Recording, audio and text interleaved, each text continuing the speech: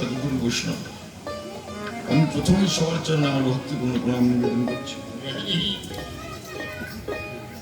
আজকে আমাদের যে বিষয়টা নিয়ে আজকে আলোচনা হচ্ছে, পরিশেষে তিনি নাম ধরেছেন বলভদ্র ভট্টাচার্য।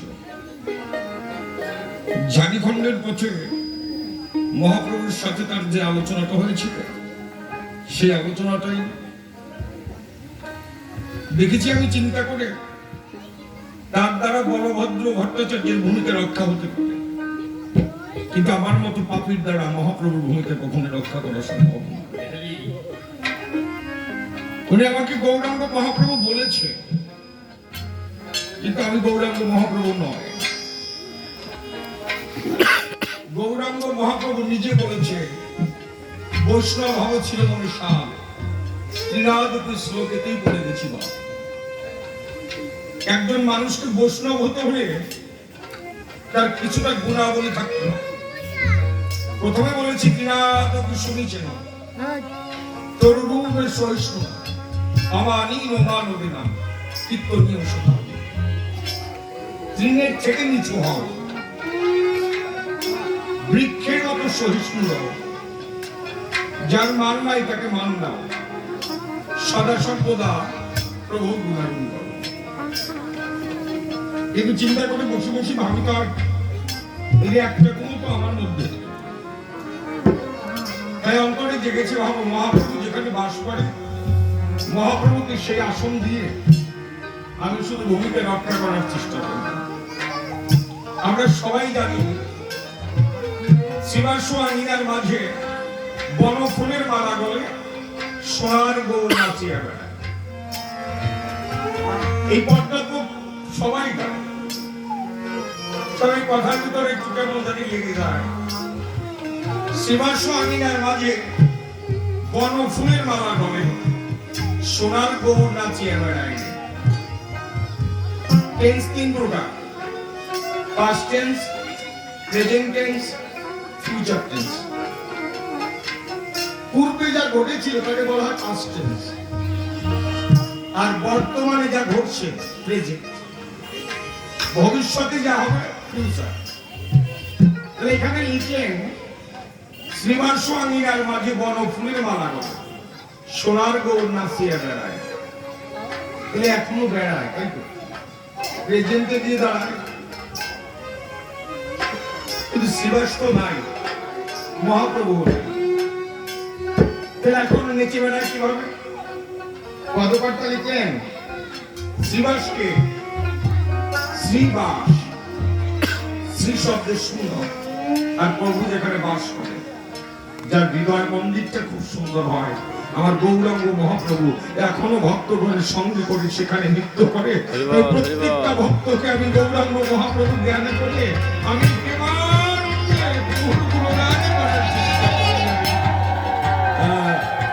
মাইকটা একটু বন্ধ করেন তো, উপরের মাইকটা বন্ধ করেন তো, মাইকটা এবার এই সাউন্ডটা দিয়ে ক্যাপচার করে পরে মাইক ছেড়ে দেবেন। আরে বাড়ান সাউন্ডটা।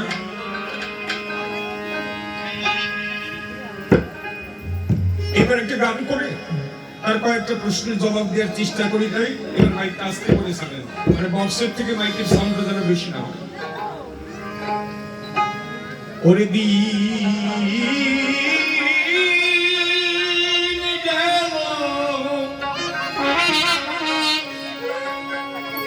একবার হরি বল,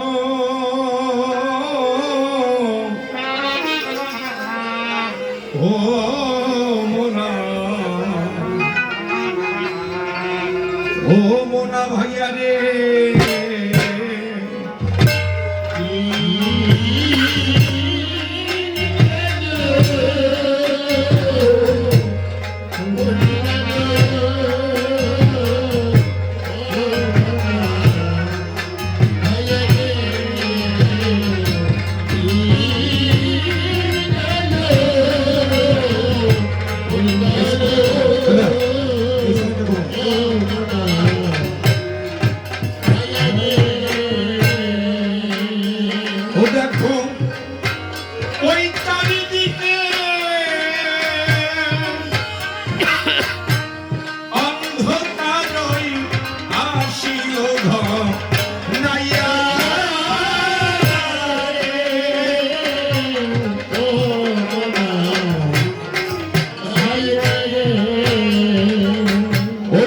চারিদিকে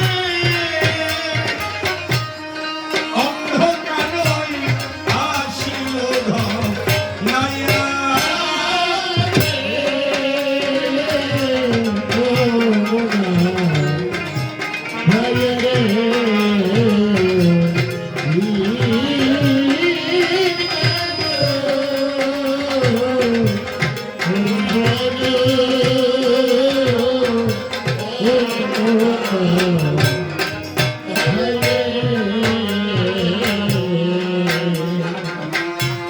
দিশেহারা পথিক তুমি এই অজানা পথে ওরে কবে কোনদিন উঠিয়াছ জীবন রথে ও দিশেহারা পথিক তুমি এই অজানা পথে ওরে কবে কোনদিন উঠিয়াছ এই জীবন রথে ও তুমি কোথা ছিলে আরে কোথা হতে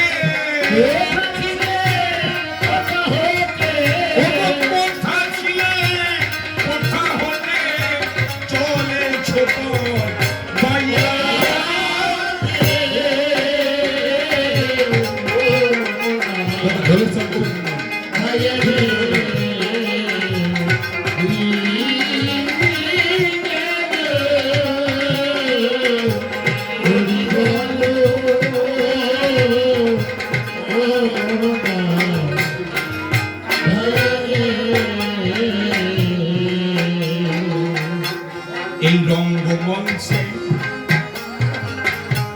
হাসি কান্না খেললি কত খেলা ওরে শৈশব গিয়ে ফুরাইল যৌবন বেলা ও ও এই রঙ্গমঞ্চ হাসি কান্না খেলি কত খেলা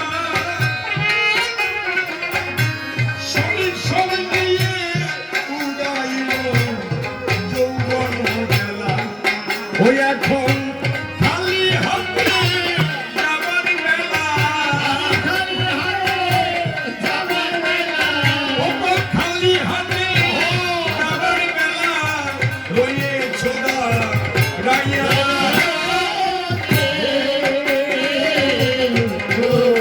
দাদা ঢোল সামনে খবর না গান করতে তো আগে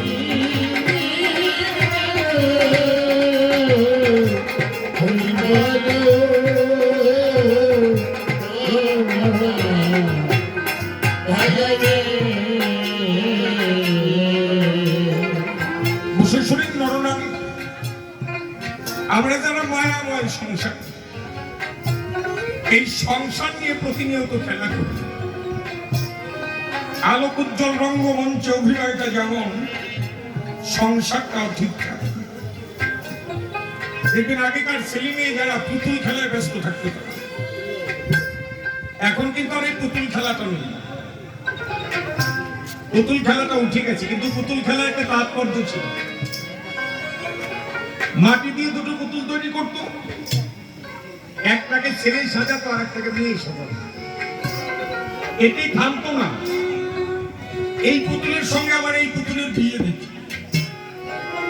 মাটির হাঁড়িতে মাটি রান্না করে বলতো ভাত রান্না করছে গাছের লতা পাতা দিয়ে তরকারি রান্না করছে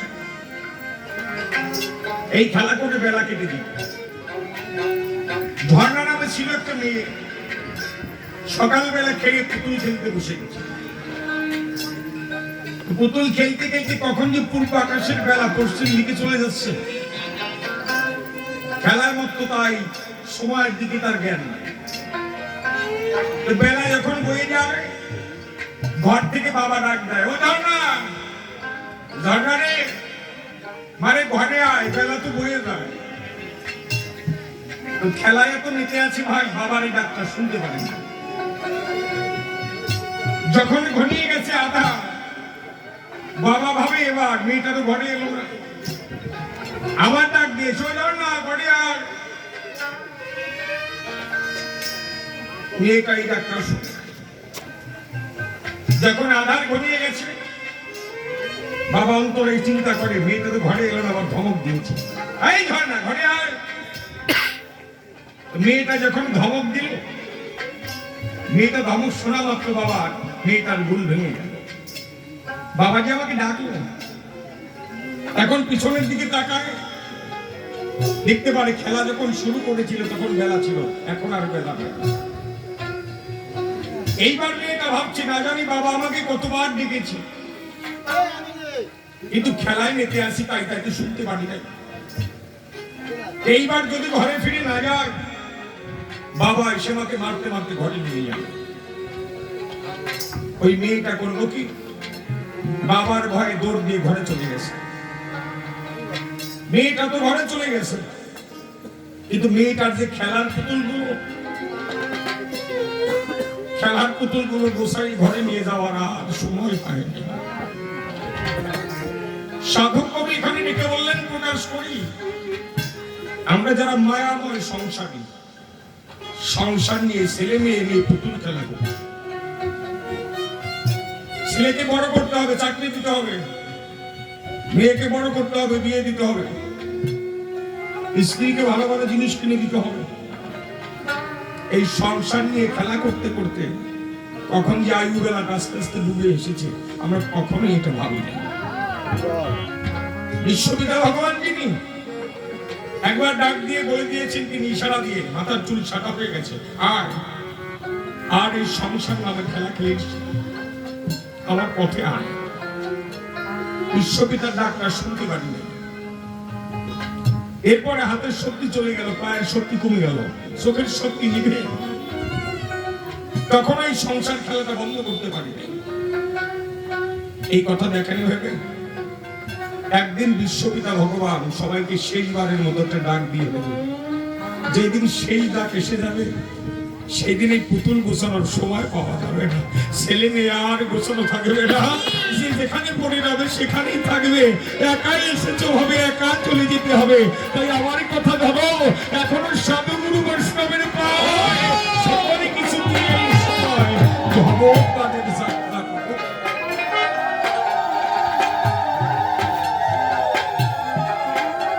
আজকে তুমি নিজের পায়ে এখানে হেঁটে এসেছো, তোমার শক্তি আছে, নিজের পায়ে হেঁটে এসেছো।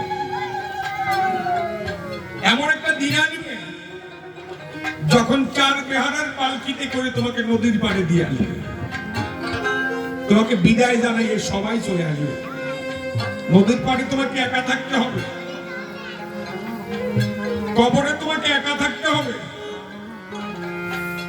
একবার সেই দিনের কথাটা কল্পনা করো তো, যেদিন নদীর পাড়ে বা কবরে তোমার রেখে আসবে, তখন তোমার পাশে আত্মীয় স্বজন কোথায় থাকবে? সেদিনই কোথায় রবে তোমার এই পুত্র কন্যা? আরে কোথায়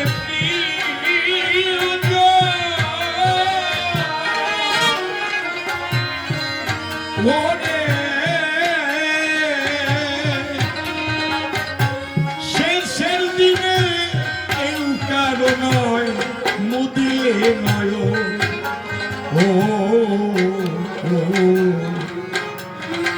সেদিন কোথায় রবে পুত্র কন্যা?